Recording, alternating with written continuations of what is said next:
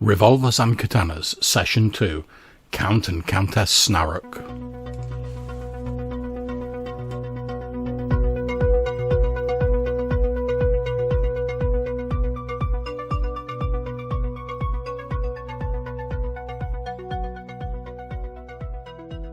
Following the incident with the lightning grail, the heroes have been enjoying the hospitality of the Count and Countess's estate in the 5 districts area of the frontier settlement of Last Hope.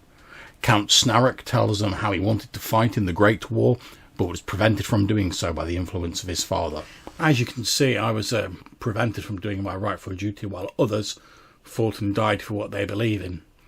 He pauses and sort of looks a bit downcast, takes a little sip from his goblet, and he says, "So, once the fighting was done, I decided that I was going to try and make my own way. I purchased this small house," and he gestures around at this big, grand villa you're in, which is about as far from the heart of the Empire as you can get. And, well, my lovely wife, and he tips his goblet at his wife, who's sat in the seat opposite him, and we moved here. And, well, what an eventful trip it was, as you well know. If I shudder to think what would have happened to myself and my dear lady wife if we hadn't been lucky enough to run into you gentlemen. Expressing his belief that no doubt the incident with the train was caused by malcontents from the war. The Countess looks a little sad when her husband says this, and reminds him that they don't know who was truly responsible. He says, "So, tell me, my friends, how have you been finding your stay in the Snaroc estate, and what plans do you have for the future? Are you planning on settling in Last Hope, or?" I don't know, get money, do jobs, that sort of thing. Get sort of settled, as they were indicating. Yeah. So, good a place as any at the moment. yes, and with vintages like these, I'll raise the crystal. It's quite fine. Is there a vineyard? Do we grow it locally? He says, "No, alas, I'm afraid these are imported." He sort of swirls the glass around and holds it up to the light and looks at it. He says, "Cost me a small fortune to have it brought in. There is talk from some of the locals about attempting to clear some of the forest land to the east of Last Hope and perhaps use it to grow whatsoever crops they decide to grow, but I believe it's a sort of far future prospect. Most people, from what I've heard, the research my investigators did before we came here, is that most people are simply trying to get by or find a new start here." Nash seems quite taken with the idea of setting up a vineyard and making wine, and Wolfram asks the Count if there is land to be claimed. He's told that the land is increasingly wild to the east, but it's available for those who can hold it. At that point, their conversation is interrupted by the head butler, Bouchard, who informs the Count that the sheriff of Last Hope has arrived. The sheriff, who introduces himself as Caelmund, is shown in. He has a strange mechanical eye that seems to glow green, and he says that he's simply come to check that the Snarocs are all right following their recent ordeal, and tells them that there have been rumours of scavengers searching the explosion site near the train tracks. He advises them to have their security be extra vigilant. The lightning rail track. We have heard rumours that there are several bands of scavengers wandering the track, no doubt seeking to find whatever remnants of the device that caused the explosion are currently lying in that area. Obviously, we know there is good money in things like that. And, some people are desperate enough to go scavenging around in giant craters near the side of train tracks. Nothing that any sort of right-minded person would do. And I'm sure they probably won't get as far up as 5 houses and bother you here, but I would just advise you." The sheriff politely refuses an offer of a drink since he has work to do and takes his leave. Over the last couple of days, Caldor has been using his magic to keep an ear out for any concerning information and has picked up a bit of general chit-chat about the household. He knows that Count Snaroc is seen as something of an oddball amongst his family, wanting to fight in the Great War, and he wants to seek the means to pursue his own destiny.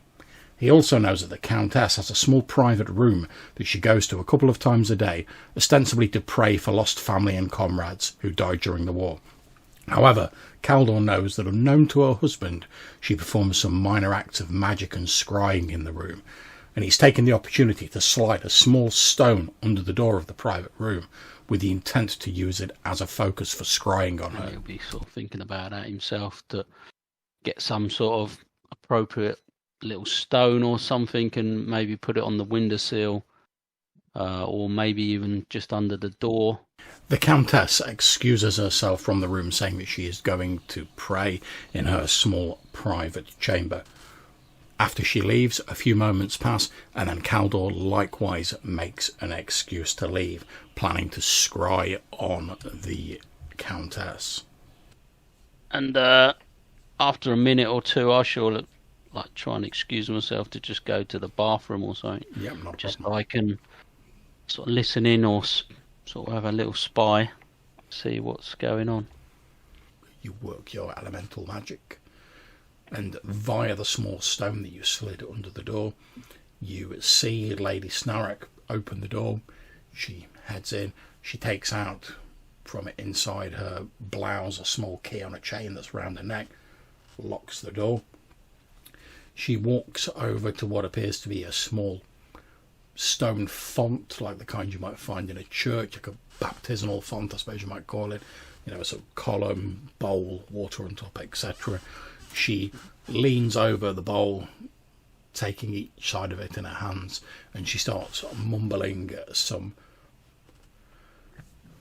shall we say, strange syllables under her breath. It's quite difficult to pick up what she's saying because it's very sort of quiet and muttered, as though she really wants to keep it down low so no one else will hear.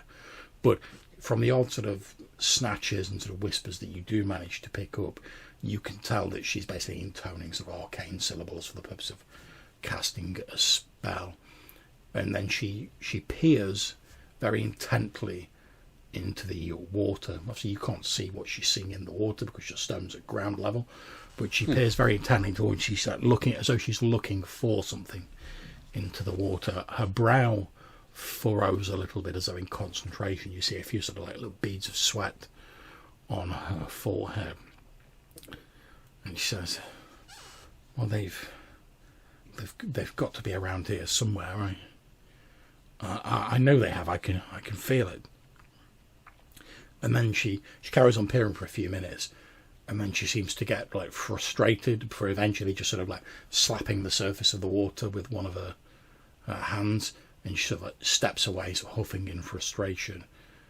And then she seems to like gather herself together a little bit, and she says, "No, I'll try again tomorrow. I will track them down eventually." And then she sort of like puts her hand on her chest as though she's like touching where her heart would be, and then she says, I owe that to you at least. I will find them soon. And then she walks away from the pool, so gets herself together a little bit, and, takes the key out, unlocks the door, opens the door, and leaves.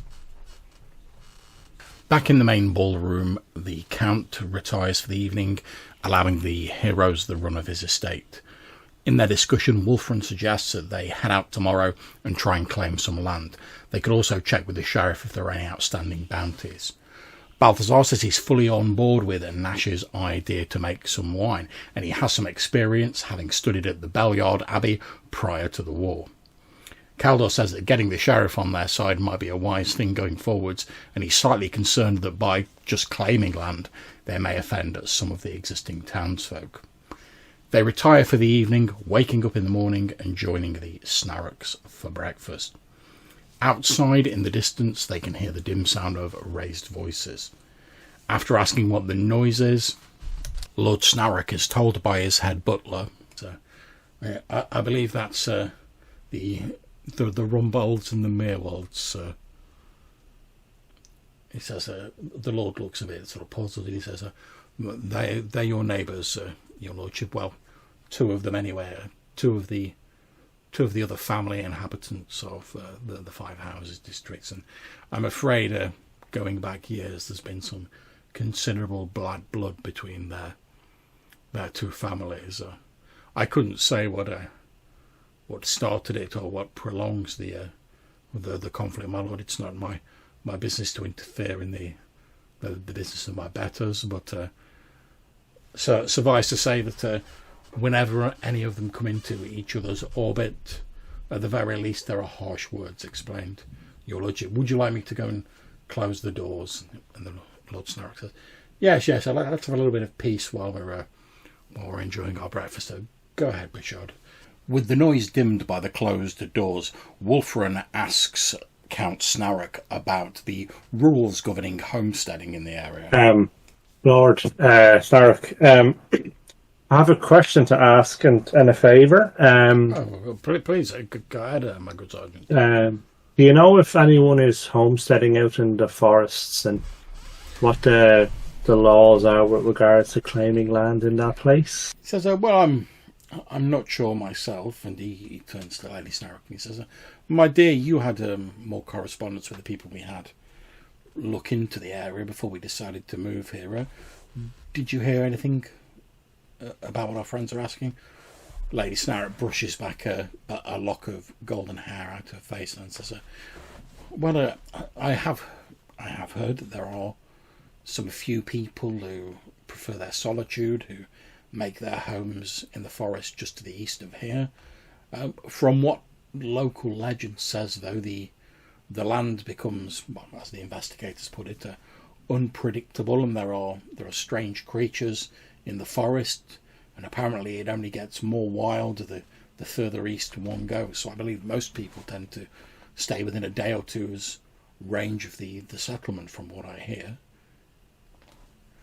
Apparently there have been parties of people who have attempted to forge out into the deeper forests and the mountains to the east, but from what I understand, very few of them have returned. Could you write us a letter of introduction to the sheriff to ask him to assist us? Oh, why? Yes, of course, sir. Says Lord Snaroc, if you think it'll do you any good. And he calls Bachard back in, asks for some writing implements, and he writes out a letter of introduction, folds it up, puts it in an envelope, does the old wax seal bit with his signet ring, and holds it out to him. He says, there you go, Sergeant. Thank you very much. Not at all. Very grateful for your consideration. Not at all, Sergeant Washburn. It's the least we can do. The Count then asks the heroes for a favour, explaining that his wife is planning on heading into town personally within the next hour or so, and that given recent events he's a little bit concerned for her safety. He asks whether the heroes would deign to accompany her into the town, and they agree. So an hour later they set off into town. As they travel, they come across a scene of commotion, and they see two nobles squaring off against each other, surrounded by a crowd.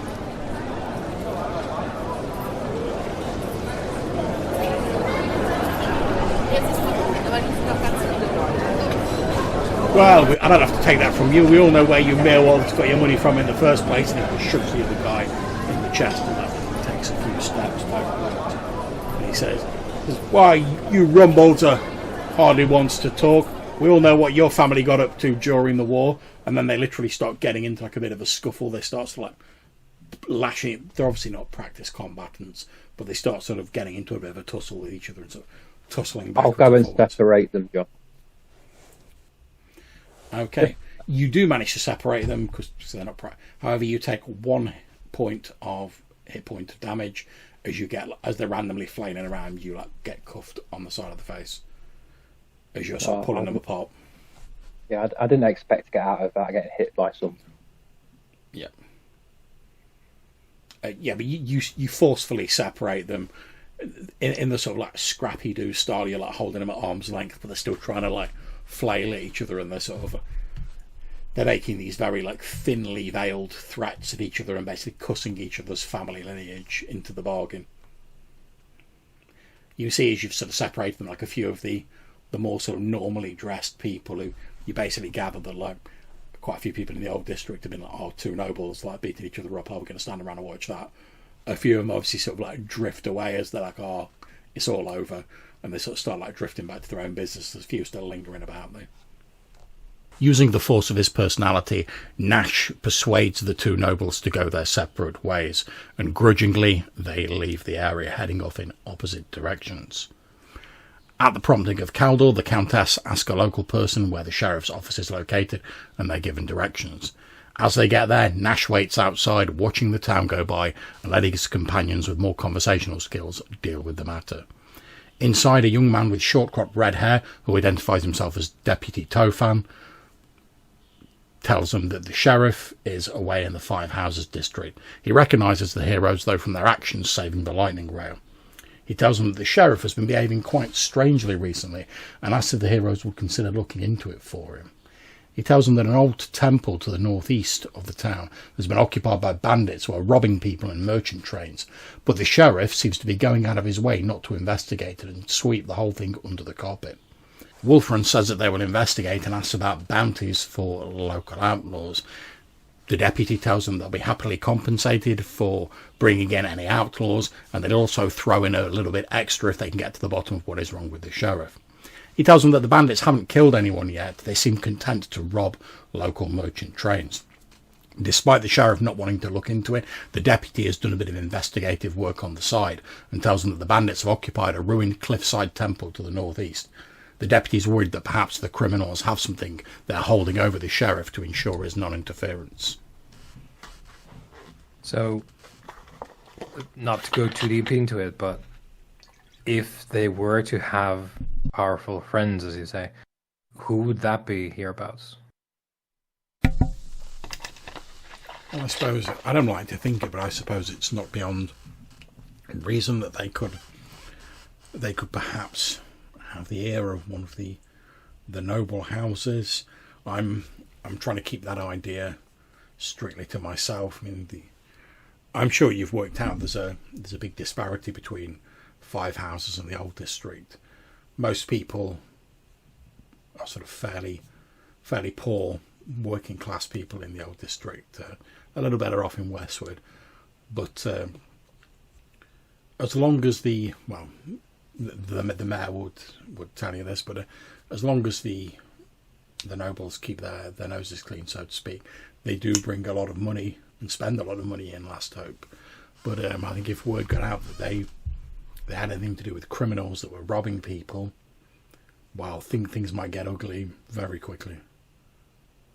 And that's the last thing I want. Something to keep an eye out for then. Again, not to go deep into it, but like if that were to be the case, I presume, and I look to Wolfram, I presume we'd pick up any evidence as to that and bring it up with you. Yeah. So as not to light the keg on fire immediately by shouting about it in the streets. Would that be correct? The deputy looks thoughtful and he says, well, regardless of their social standing, if they're in league with these criminals, they should be brought to justice. But as you say, I'd rather we deal with it quietly and with the minimal of fuss. We need to let people know that if you break the law in Last Hope, be you a pauper or a rich person, you all get the same brand of justice. But we need to do it quietly so we don't cause any flare-up of the tensions that are already in the town. Wolfram asks the deputy about the rules for claiming land in the local area. And he's told that if you can build a homestead on the land, keep it clear and it's uncontested for 24 hours, then the claim can be recognised. However, official claims must be registered with the Mayor of Last Hope, and if no one contests it for the space of a week, then legally the claim becomes recognised. Leaving, promising to look into the matter of the sheriff, the heroes escort the Countess back to her estate when her business is concluded in town. On the way there, Caldor sees the sheriff riding out of town on his horse in an easterly direction and points us out to his companion. A short time later, they head to the ruined cliffside temple, but get a bit lost in the unfamiliar landscape on the way, and it is dark by the time they arrive. Wolfram looks out for signs of the sheriff in the area. He doesn't see any, but looking into the distance to the east, he sees the signs of smoke rising from a campfire over the hills in the distance. Meanwhile, Nash picks up signs that someone has been up the path to the temple recently. Wolfram sneaks up to the mountain path and can hear two sentries on guard complaining about the mountain winds and the cold temperature.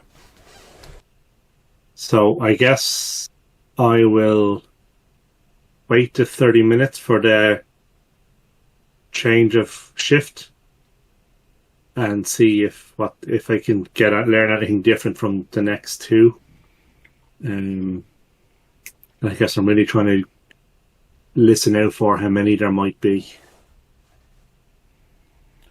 Okay, so after 30 to 40 minutes, another couple of guys come out to the entrance to the ruins, and they're like, one of them's like, yeah, go on, you can get back inside now, we'll take over from here. And the original two head off back inside, at which point the two new guards sat down, they start talking, and one of them says, oh, I notice you don't see the boss out here being on watch. Too busy entertaining his esteemed guest, he says with a bit of a sneer. At which point the second man says, well, you don't want to let him hear you talk about, like, you know what they say about his guest. Look, let's just keep our heads down until he's gone, and then we can get back to business. He says, well, yeah, I suppose at least we ain't going to worry about the law now, have we? And they both sort of like chuckle to themselves. He says, no, that's true. I'll say one thing for the boss's guest. He's dealt with that right and proper. Wolfram sneaks back to the rest of the group and tells them what he has heard. After a little bit of debate, Caldor casts a spell of concealment on Balthazar and Wolfram so they can sneak inside the temple. Making their way through the twin stone columns of the temple, they pass a couple of guards throwing some spoils in a room. However, you can both see, as they're sort of moving about a bit, what appear to be two figures sort of stood at the end of the corridor, dressed very similarly to the guards you saw outside. You hear one of them be like, look, just put it down there, and he points in that direction. He's like, lad, just chuck it in there with all the rest of the stuff. Once the boss has finished his meeting, we'll sort it out later. We'll divvy it up then.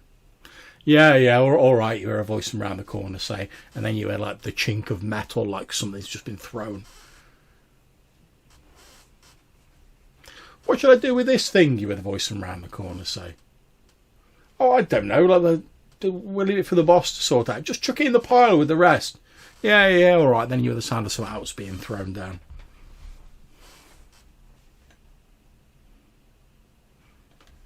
And then they sort of stood there having a bit of a general conversation. Nothing. And is there enough space for us to walk past them? You see, there's like sort of fairly primitive like torches and lanterns hung on the walls here, which cast a sort of flickering light. You think it's going to be a bit of a squeeze. Like you might have to make some sort of stealth roll to get past them. So say you aren't invisible and there is light here. But you think if you do that, you could probably squeeze past them. There's enough room. Okay. It's just whether you can do it without being noticed.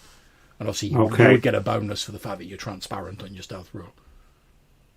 And is there any kind of stone or pebble or... Oh yeah, there's loads of stones. I mean, the whole place is chiseled out of rock. There's bits of pebble and stone lying around everywhere. So I want to kind of come over here, and I guess I want to pick up like a stone or a pebble and throw it in this general direction and try and make a bit of noise to distract them so that we can slip past. Wolfram sneaks past the guards into a room piled high with the spoils of their previous misdeeds. Looking around, he spots a silver half-face mask, which appears to be on the top of the pile, perhaps the most recent acquisition mentioned by the two men, and he slides it beneath the folds of his robe. Sneaking back, Wulfrun and Balthazar follow the sound of voices through the strange stone temple. They find a chamber with the almost destroyed remnants of a statue inside. There are a number of bandits in there, relaxing, chatting, eating, polishing weapons, and drinking great tankards of hooch from an open wooden barrel. How far into the room is the barrel that they're drinking from? It's pushed up against the statue, so it's like pretty much dead in the centre. Okay, and is there easy... You see, Sorry, go ahead. You see, they've basically got sort of like wooden mugs and like pewter, like tankards, or and every now and again, someone just wants up to this barrel and like scoops out like a mug full of this ale, and then like carries on chatting as they like settle back down. Okay, and is there easy access to it from where I am? You would have to make, 'cause it's pretty much surrounded by all these like vagabonds who are like loafing around, so you would have to make your way past them. You couldn't just sort of like reach in and. Okay. So I would like to try and reach past them and to put 2 doses of a knockout poison into the barrel. Yeah, no So problems. 13. You sort of slide between them, and no doubt aided by the fact they're all slightly inebriated, they don't appear to notice you. You find yourself sort of stood next to this barrel, which you can now definitely tell has like a strong ale in it. Everyone's like chatting and like talking, no one's really like paying it any mind.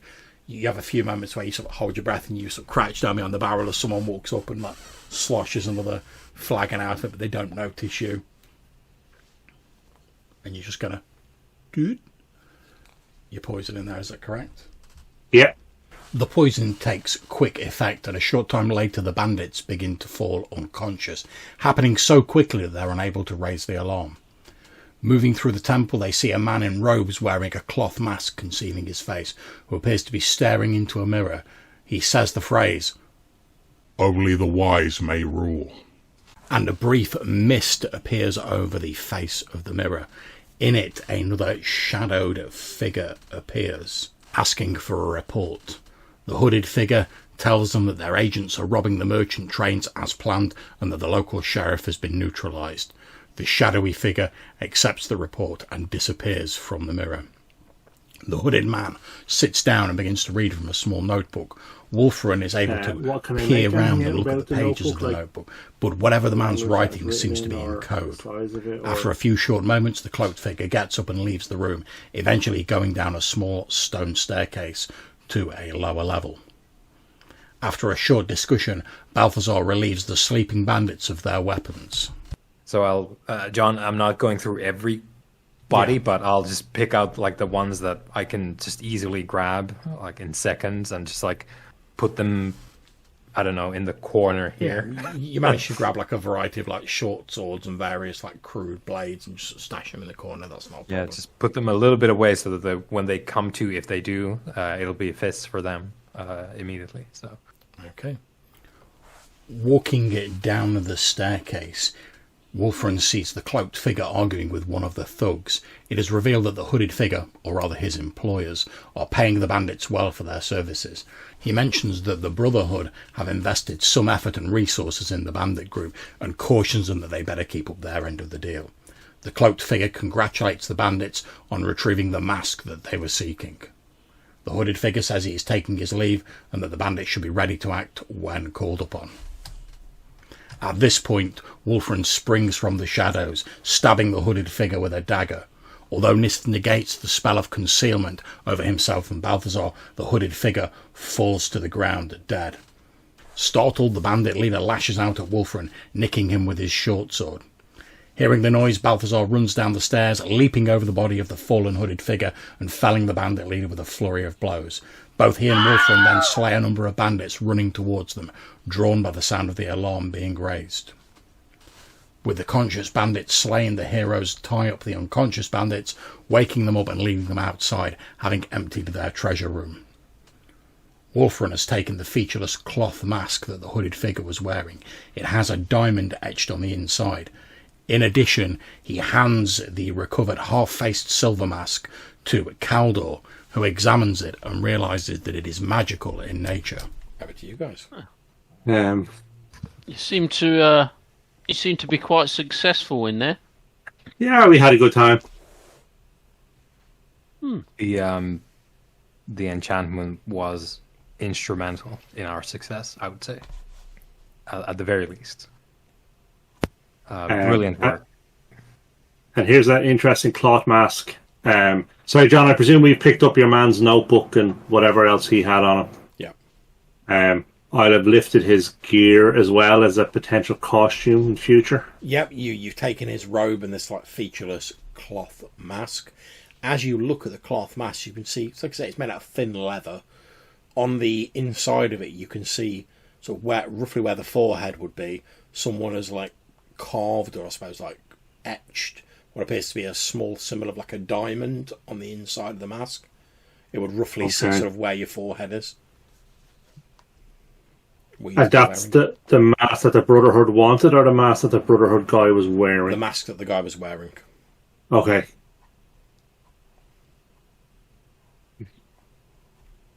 And the mask that they wanted, that's a similar mask or different? No, it's a half face mask, and like I say, it appears to be made out of much thicker leather, but it has like a silvery coloration to it. Okay. I'll just put that on my sheet as well, because that may be. I'll ask Haldor to have a look at the boat masks to see if they're magical or something mystical. So, yeah, what have I got? you could make a magic roll. Well, I've got a skill for it as well, I think. Didn't I find one? I think, yeah, magic skill in general kind of talks about that. Let's read that. Oh yeah, it was only that I had some sort of talent or something. Oh yeah, because you're an actual wizard. I'm just a death puncher. I can't bloody find it now.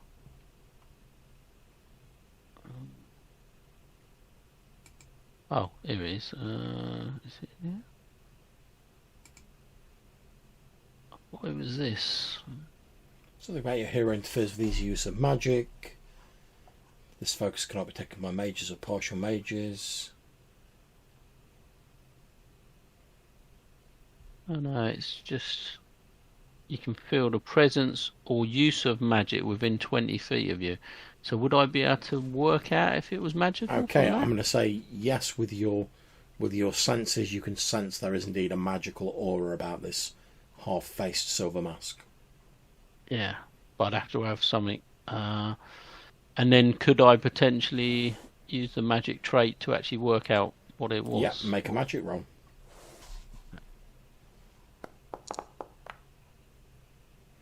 Okay, you believe this mask is what's known as a calyx.